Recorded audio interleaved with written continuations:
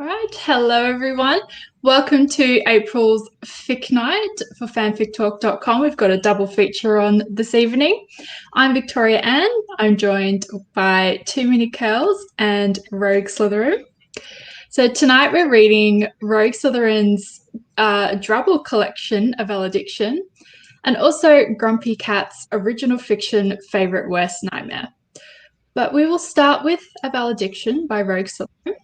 This is from the Harry Potter universe, and it's rated M for mature audiences. Bit of violence. Okay. Oh, I will just mention it is an ABC Drabble collection. Jacqueline, I'm going to get you to talk about this a little bit later, but each Drabble is titled A Letter of the Alphabet. So the first one is apathy. If there's a quality one could acquire to endure life as a Death Eater, I suggest it be apathy. You think it would be hate, to sow such chaos, to torture and to take lives as we do. And don't misunderstand me, hate helps, but hate requires too much effort and still carries guilt along behind it. Emptiness is more sustainable than disdain. Simply carve out your emotions and replace them with the echoes of nihilism. Hollow out anything that could lead to connection and learn to love isolation. And once your concern for others and your apprehension for your own well-being is diminished, there aren't many orders you won't follow. And that's what it's all about in the end. Chapter 2, Blood. Blood doesn't just stain your cloak, it stains your lineage. There's nothing you can do to change it, no tonic or cure to rid yourself of what others despise. The fault does not lay with you, but the struggle will be yours to endure. A lifetime sentence that even death cannot erase. The irony, then, that we kill with curses. That the pleasure taken by more impassioned comrades is in torturing minds and souls rather than flesh. It is purposely done, I wonder, to keep the truth at a safe enough distance to maintain our prejudice, because our blood all looks the same. 3. Corpse. They lay there, still, silent, staring. All possibilities ended, opportunities squandered, hope withered away. They are always so sickly pale, and their skin cold to the touch. When I close my eyes and I see theirs open and glaring, forever watching my choices. They are laid to rest forever, and, in doing, have taken away any chance that I might sleep well again. And still, though I can now conjure their image without reference, I watch them from time to time, wondering how we differ, feeling more a part of their world than my own, sensing the only difference between us is time. Death. His efforts to conquer it has been formidable. His fear of it is palpable. But to me, death was an old acquaintance. Someone you'd think of from time to time with a sense of melancholy and nostalgia, knowing there was more to them than you yet knew, but still finding comfort in their shallow familiarity. It's a song that you heard some time ago, and suddenly you find yourself humming, though the words escape you. Death is inevitable. Death is inevitable for all of us, purebloods, mudbloods, muggles, and squibs. Death does not discriminate. Perhaps that's why it angered him so fiercely. 5. Epiphany. I lay awake each night with rest just out of reach. Instead of sleep, my eyes close and I attempt to pull something from deep within. I endeavour to reconcile what I've seen and what I've done with who I am and what I've become. And it's so close, like a breeze that brushes past one moment and slips through your fingers the next. Some epiphany that would make sense of it all. I was promised freedom and then given orders. I was lured in by the promise of power and instead am helpless to alter my circumstance. Even the worst my imagination can bring in sleep is a relief, compared to the nightmare I face awake each day. Fate. I do not believe in fate. What a cruel world this would be. were it our compass, for there's no justice to be found in kismet. There would be no weight to choice if it all up to Providence. No purpose in wanting or seeking, for no amount of effort could affect the outcome. Too many pour themselves a glass of liquor and wonder why their vision is blurred. They get drunk on suffering and can't then be satisfied with peace.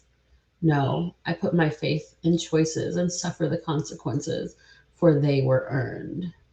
The guilty are doomed to walk through fire, but only some of us will burn. 7. Guilty. That was my sentence the moment I agreed to follow him. No matter the efforts I take to defeat the Dark Lord from this point forward, guilty will be how the wizarding world writes my story. And there is justice in that. I have done deplorable things. I have watched and allowed repulsive things. There should be no forgiveness. There should be no redemption. What I do next is not in effort for absolution. I have taken lives. Tonight I will take one of his. But his blood on my hands does not wash away the blood of others. Being the adversary of a villain does not make one a hero. Harbinger. Those around me talk of ravens and as harbingers of sorrow, and I suppose that's what Mina thought brought with her. I knew from the moment our eyes met that she would not just be my undoing, she'd be the end of us all. But it didn't have to be that way. If those around me paid attention to their studies, they'd know that ravens are not omens of death. They are holders of secrets and guides for the lost. My Mina knew between the Dark Lord and the Order, flew between the Dark Lord and the Order, carrying deception on her wings, yet was never seen as more than a scavenger. How blind we are to our own destruction. 9. Intentions. I did not plan to bring about his demise, not until he came for hers.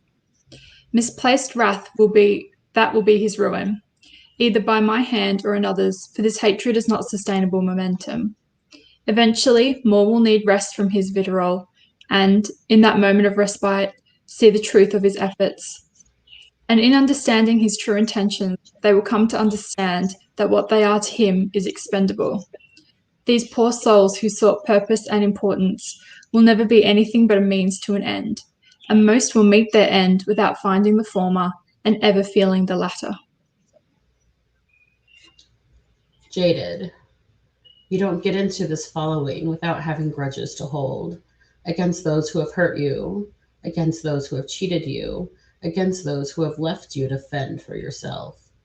Whatever the cause, whatever the chip on your shoulder, be it and be certain it stays pinned to your head with every decision made, to your heart with every decision made.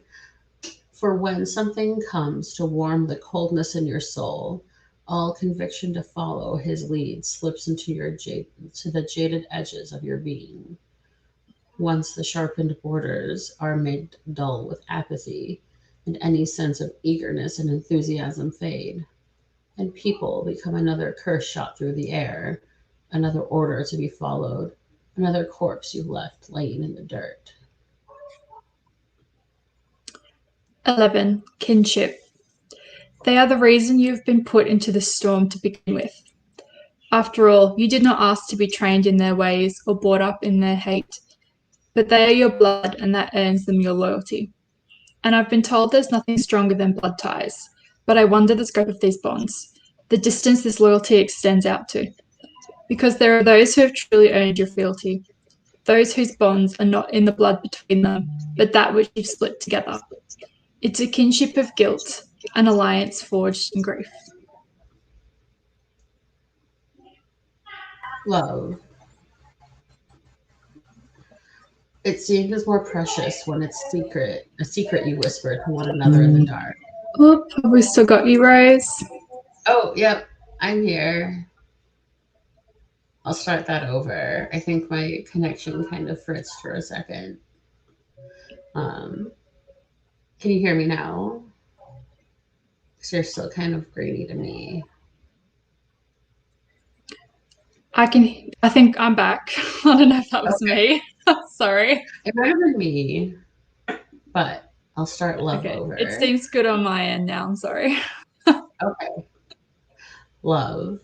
It seems more precious when it's a secret you whisper to one another in the dark. When the world's judgments are kept silent and only your affections can be heard. We pretended to be strangers in marbled floored ballrooms and stole glances across the gardens. Fondness was a weakness to be exploited. Attachment meant knowing you had something to lose. Love, then, was taught to be a useless endeavor. So she became my first taste of rebellion, stirring a revolution deep in my soul that overthrew all I thought I understood. She was an insurrection of my apathetic heart that demanded I feel again.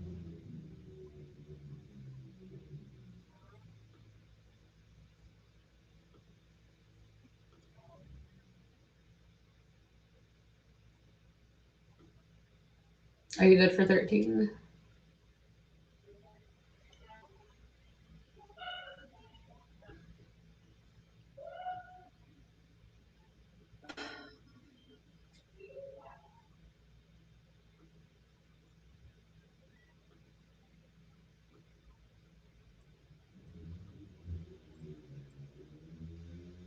Okay, it's definitely a problem on my end. Okay.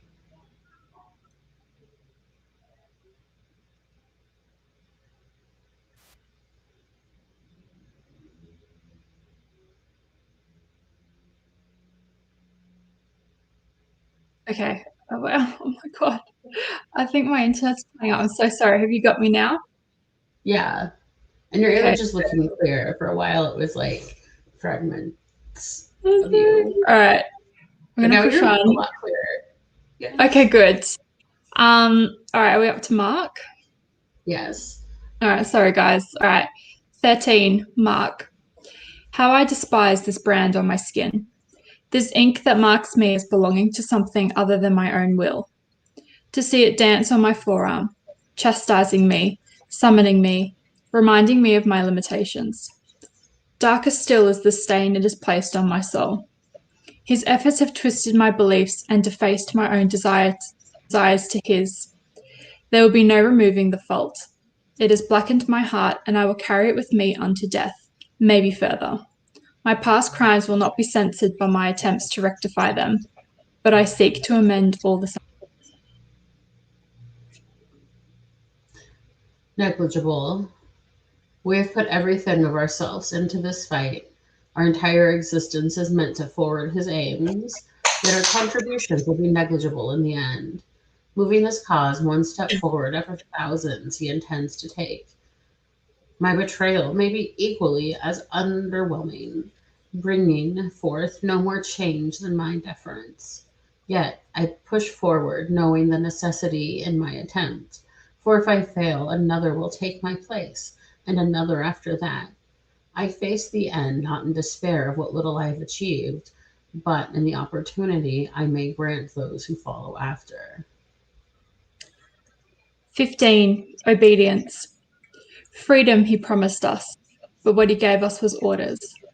He rattled on about the power we would obtain and those we would subjugate with it, but we were initially oppressed, losing our voices first as we conformed to his language, our thoughts next, after swearing allegiance to his way of thinking, finally surrendering our freedoms as we gave up our ability to choose. Now I hunt down those he fears. I curse those he believes deserves the torture. I no longer have need of introspection or indecision. I simply answer the beckoning call of a snake on my forearm. Paranoia. There isn't quite a string of words I could put together to express how powerful you feel when taking someone's life, to know you hold their fate, to see the helplessness in their eyes. But it's a capricious high, a display of our world's wry disposition. For when you realize the simplicity in ending life, you carry that knowledge with you in every step forward. The fragility of our existence perpetuates the paranoia in your mind and turns everyone into an enemy.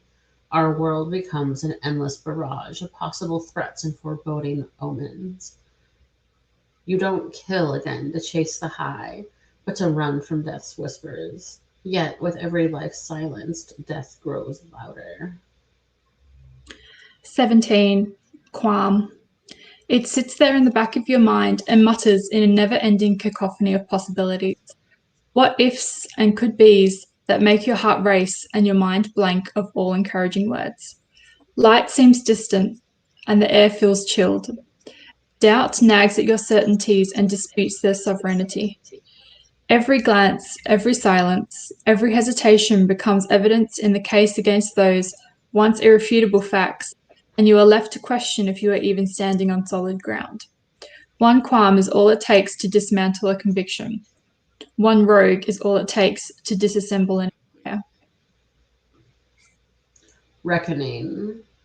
I have made too many mistakes to expect redemption. Too long I supported his immoral cause without question to presume justice would be found in my favor. A reckoning is waiting for me on the other side of this mission, a deserved end for the misery I leave in my wake.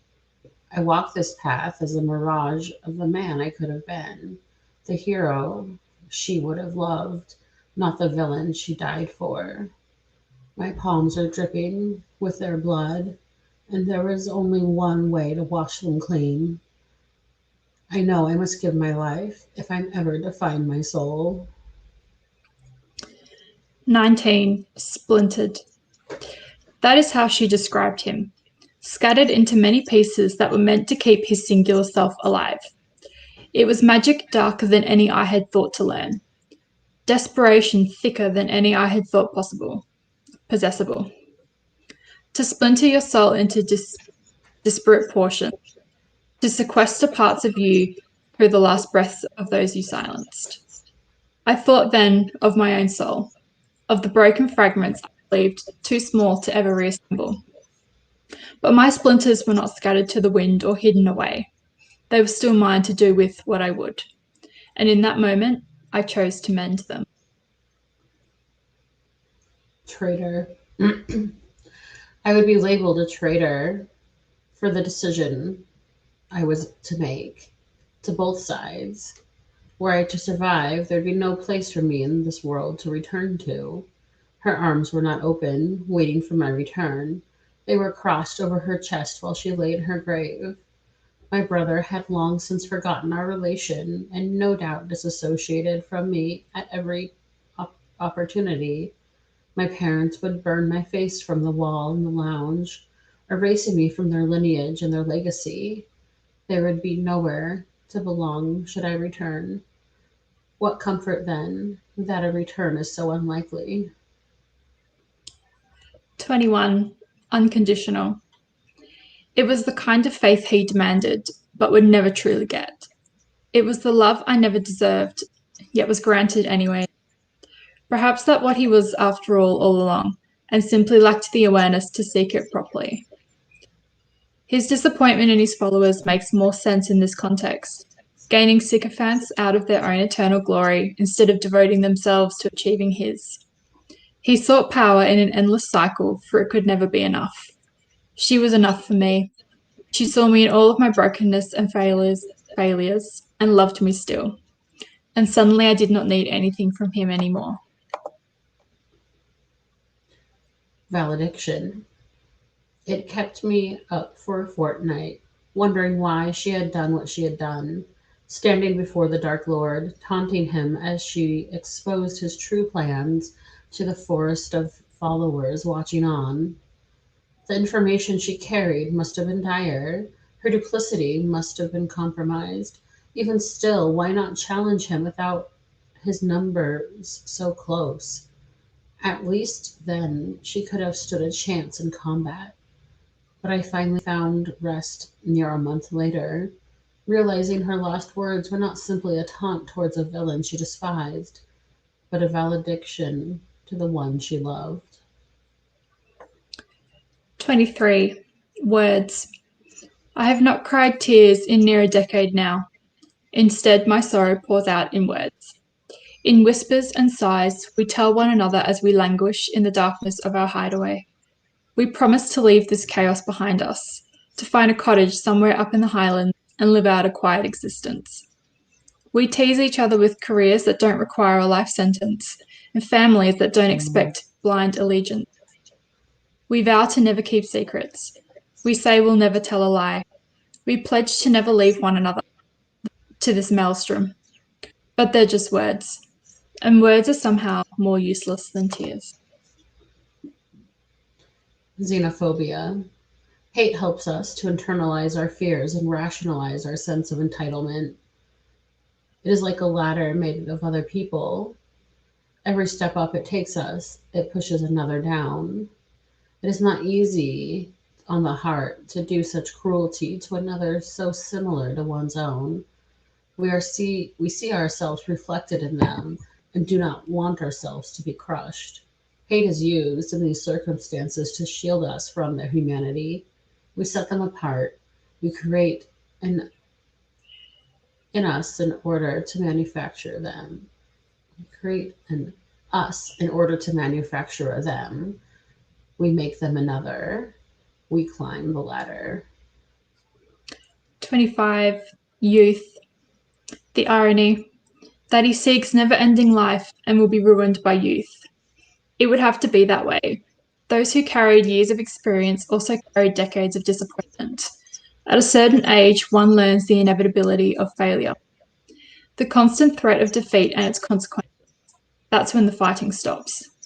But we have not yet seen that darkness. Our young souls still believe in the invincibility of purpose. In some sort of cosmic balance, the world seeks to steady itself. We are naive enough to believe in the hope of victory, and he is old enough to understand the threat hope carries. Zealot. I have heard that there is a point of no return, some place on the scale of your morality or dignity that can no longer hold balance and tips. I once thought my actions in following him had led to such a point, and that my soul was forever doomed to its fate. She brought back the balance, and, after fanning the ember of hope deep in the darkest parts of me, the scales tipped further, the opposite direction. Nothing was going to stand in my path moving forward. Nothing would bring back the balance again. I was now forever passioned to end his tyranny. The end. Jacqueline, This if is you part of wrote the series. if you wrote 100 million of those, I would read every single one. Oh my It's gosh, I just would amazing. die. Those are so. I would live. Yeah, so for those who aren't aware, first of all, I feel sorry for you that you do not know this universe. But it's a series of Regulus Black and one of Jacqueline's original characters called Mina, mostly in the grips of the war where Mina is playing both sides. And it's absolutely amazing. Oh, I love thank that you. series so much. And that was just amazing. And there's no wonder, but congratulations on winning Best Quote in our recent Golden Week Awards. And also for being the winner of that Drabble Challenge. Yes. Very, very well deserved. Thank you very much. You're welcome. So talk to us a bit about the challenge, the ABC Drabble Challenge, what it required and how you arrived at that theme and chose to focus on Regulus and Mina. Like, how did you approach it? Oh, geez. So there was another challenge before this one.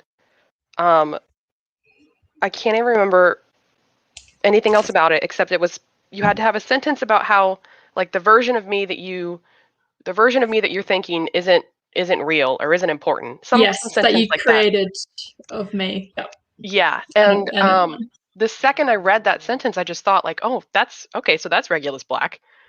And I wrote this quick one shot of that idea of like him telling his side of the story. And I just kind of got engrossed in that concept of his story and the anti-heroism of Regulus Black. And I just like am obsessed with it at this point.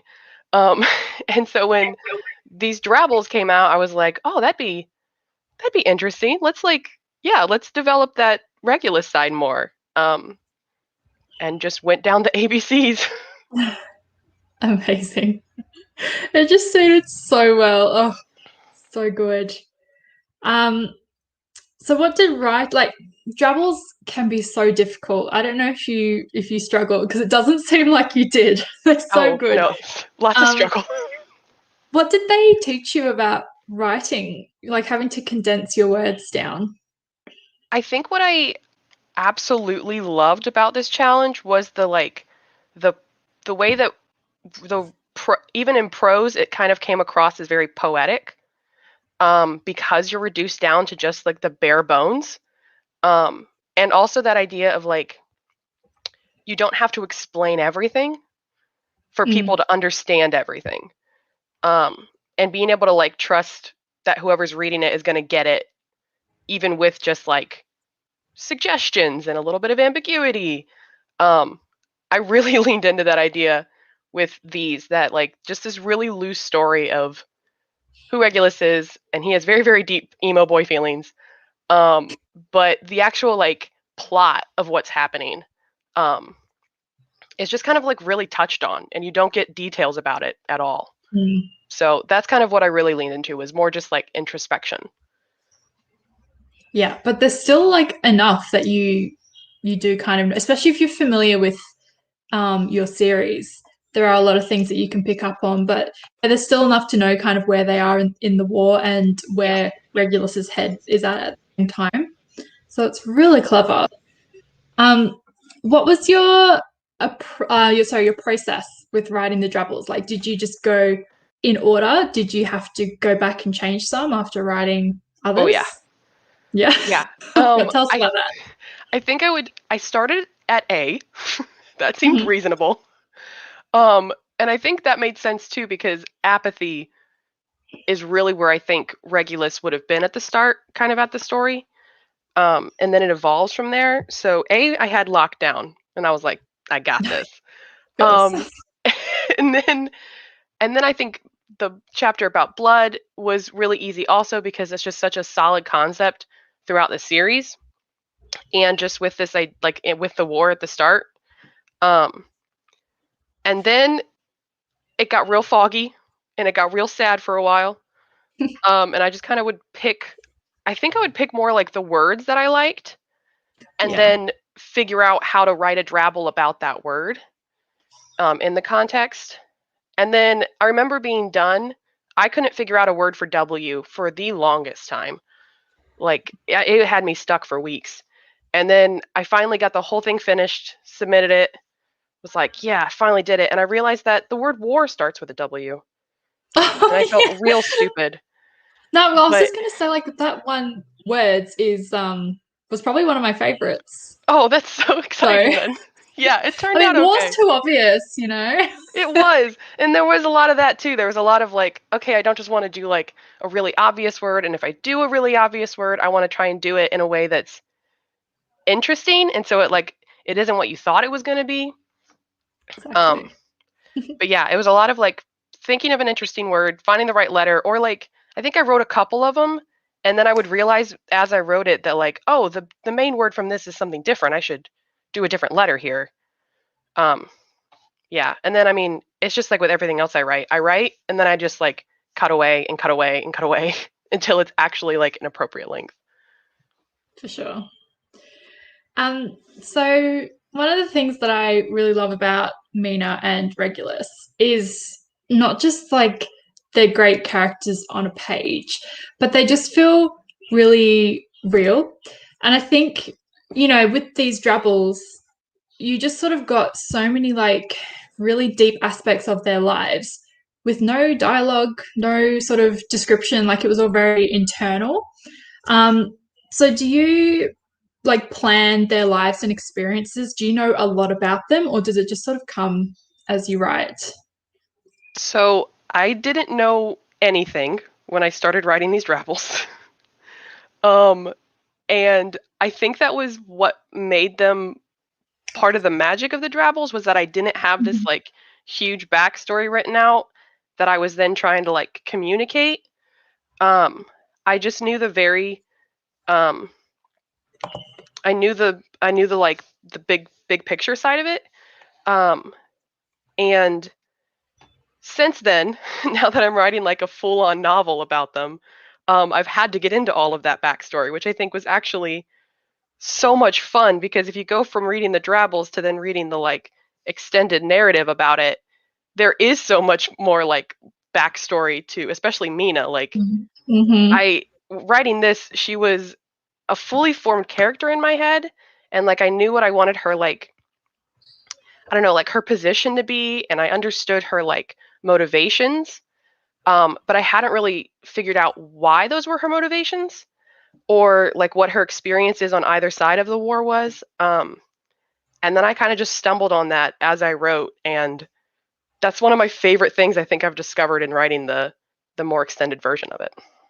For sure. And it is seamless because I actually had no idea what came first. And I'm actually quite surprised that A Valediction was first. Yeah. But the extended full-length version is called A Madness Most Discreet, and I highly recommend that you guys check it out on Rogue Slytherin's page. It's absolutely amazing. Well, that's all the questions I had. Rose, I don't know if you want to jump in before we move on. So I guess the main question I have is, I guess, like a thought and a question. I guess since you had not written your longer work before you wrote this, was some of this also how you built your own, like your internal headcanon for your universe? Or was this just like getting it out in short bits? Oh, wow, that's a good question. I've probably both. I think that I was just trying to get out what I thought like who I thought Regulus was more than anything. Because even the one shot that this was based off of was from his first person point of view. And so just trying to understand who he was as a character and what his motivations were, and what his different relationships were, because just everything's complicated. And then through this Drabble, I really got a good grip on him. So then the first few chapters of A Madness Most Discreet are from his POV, and then we switched to Mina's POV, which was like just really exciting to do because I hadn't gotten to do that at all. I hadn't explored that. Everything about her you learn from his like perception of her. So yeah, I definitely had a better grip of him and of his perception of the world from writing this, and then had to realize, like, take a step back and be like, okay, but just like the idea of like the world isn't, this, like, his story isn't told properly through the Harry Potter books. The story he's telling is also a false narrative in a sense, because he's got his own prejudices and perceptions. So like take a step back, and then what is Mina's view of the world? And it's just that idea of like, you don't, like, history is written by the victors, and like that whole concept was just really alluring to me through this whole process. Definitely. And I just want to jump in and say, if you need another excuse to read this, Mina was or is friends with the Marauders. She was very close to Remus, and those scenes, I love them. I do too. I literally just look for reasons to write Marauder, Mina, and Remus in every chapter, even when he just doesn't need to be there. All right, awesome. Well, thank you so much, Jacqueline. Absolutely. So we're gonna jump on to Grumpy Cat's fic, Favorite Worst Nightmare. This is also a collection of short stories, but we're just going to be reading the first one tonight. All right, I'll jump in with this one. Okay, so this one is He Tastes Like Jack When I'm Kissing Him, and this is also rated M. You were mine first. Those bedroom eyes, the dark hair falling into black holes filled with stars, drawing me in from the moment we first meet, deeper, falling down into the abyss that is pure you. Smoky, neon-filled nights in the underground bar that we both hate, dirty bathroom stalls with graffiti on the walls that we mark with blood-red lust underneath our fingertips, to the sound of your band checking out their sound, your vocals missing, caught in between my lips. And your room, sneaking in through your windows, fills me with a black high and want. I have never wanted anyone the way I want you. Pulses racing as we dance in your room, high and lost and dark in the sparkling madness that is the two of us. Your hand around my neck, the burn going right through me, between my legs wrapped around you, and I gasp out for air in a loud moan, breathing out your name.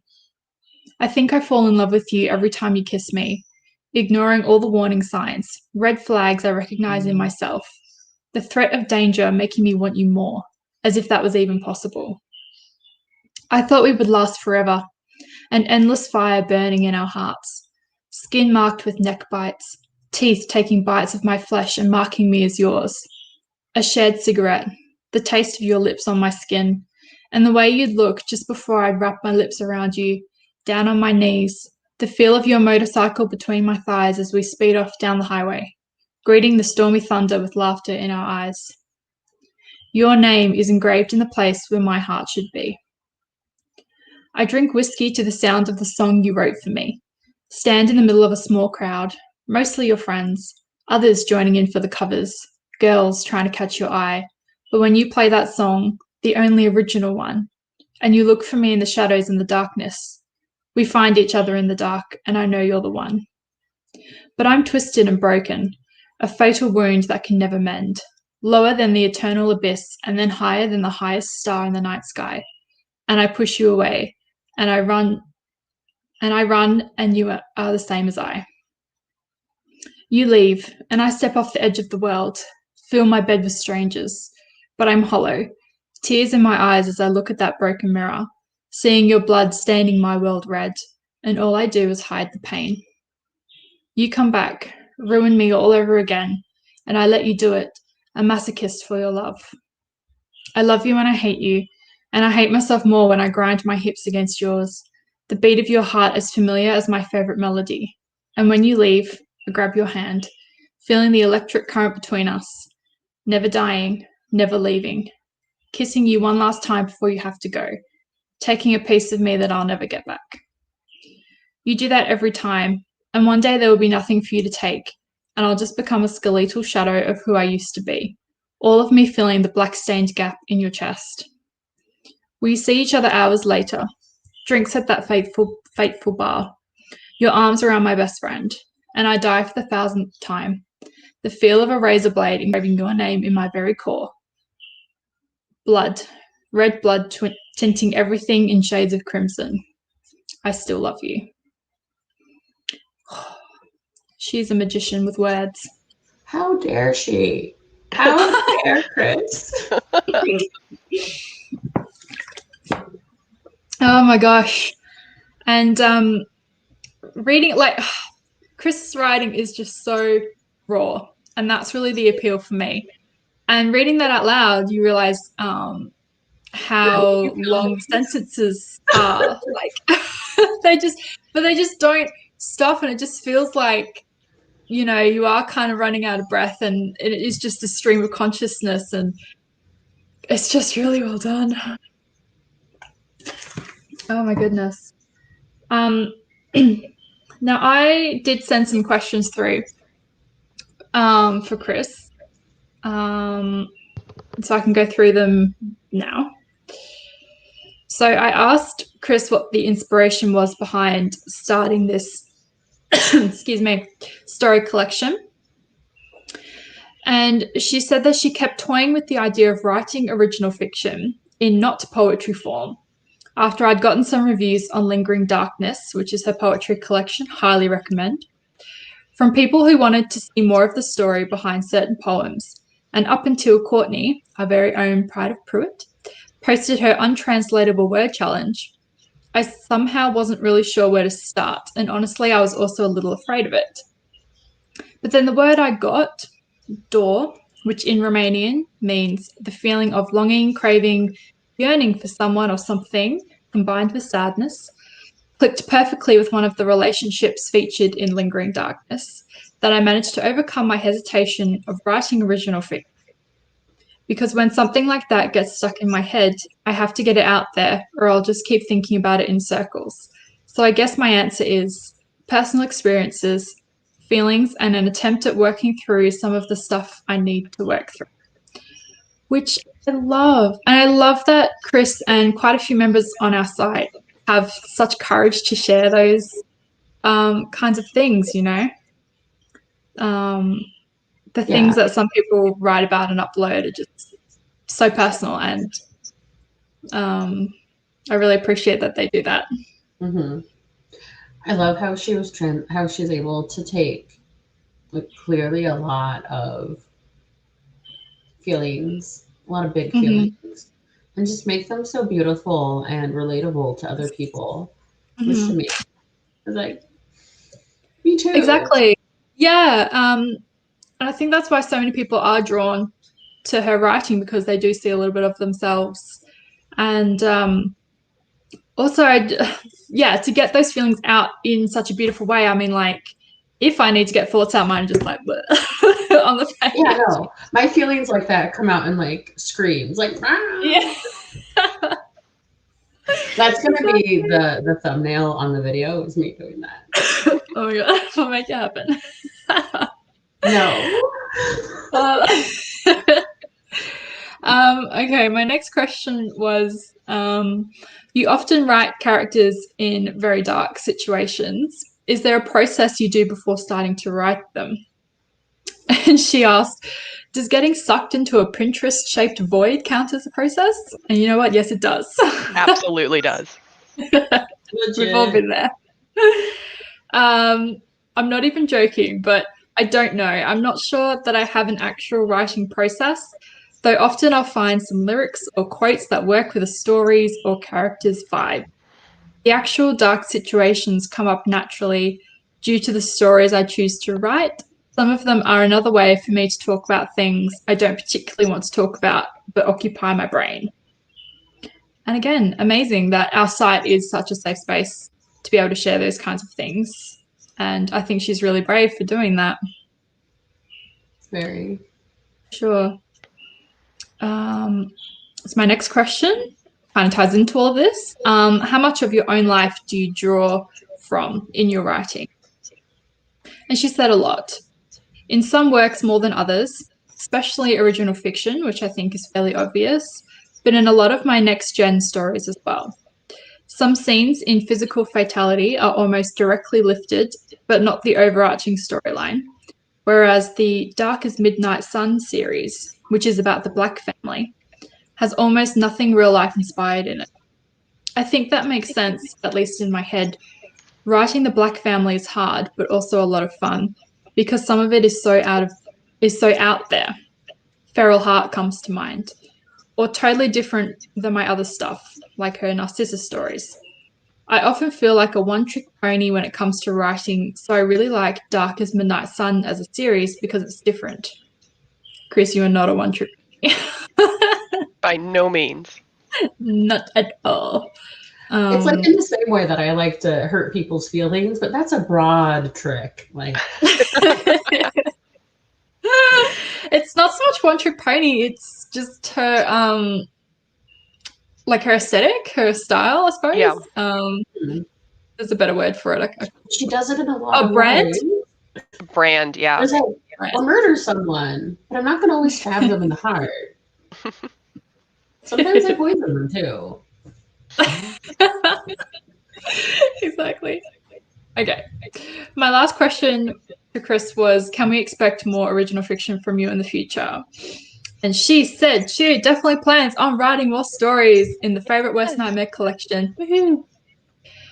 Probably more poetry. Currently I'm at 50 poems posted, but I guess my brain likes to be one tracky after my brain likes to be one tracky. So after I started writing Favorite Worst Nightmare, the feelings that could have been poetry translated into that instead. I'm not sure that I'd ever be able to write, a proper story with a plot and all that. Chris, you totally could. The ones in the story collection are more like flash fiction than storytelling stories, I think. Yes, they definitely are. But maybe someday. I don't really have any ambitions to get actually published. In fact, I find it terrifying. So I'm also quite happy writing fanfics. Yes to all of that. I love this little original short story collection. I love it. I love flash fiction. And I think it is a good sort of between to dabble in original fiction with themes that you've been writing in fan fiction to sort of get a feel of it as well. And if she shares it to our site so we can all read, then that's great. Yeah. I'm really happy with that. Yeah. But 50 poems posted so far, my goodness. That is a lot. And they're all absolutely amazing. I love that she said that this story kind of evolved out of poetry, because you could totally get that. Like she has such a way with words, like you said, and it is very poetic. Even her prose is very poetic, and it's just so pretty. Yeah, so pretty and dark in the best way. Definitely. It's like this is such a great middle ground between poetry and prose. Yeah. These short stories, for sure. Yeah, well, there's 3 in the Favorite Worst Nightmare collection so far, which you can check out on Grumpy Cat's author page. The 3rd one she's got actually has a little music recommendation, so make sure you check that out before you start reading. I think you're supposed to like listen to it at the same time, which is really awesome. Yeah, that's all for me. Does anyone else want to jump in with some final thoughts? I don't think I have any. I would just like to say that I'm obsessed with challenges, and Chris mentioned that she wrote this one off of challenges. I just am in the middle of judging my own challenge that I finally hosted one, because they are so inspirational in a really crazy, weird, like, I never would have thought to write what I wrote with Valediction or any of the Regulus Black stuff without a challenge being inspiring that. And so props, always keep them coming. Yeah, I love them too. And they're also a very selfish thing too. Like if you host one, if you want to read something, host a challenge. Yes, like, exactly. I recently hosted a challenge that was just write about siblings, and I got some of the cutest, fluffiest stories. They were just absolutely amazing. Perfect. That was my Everyone's a winner with challenges. Exactly.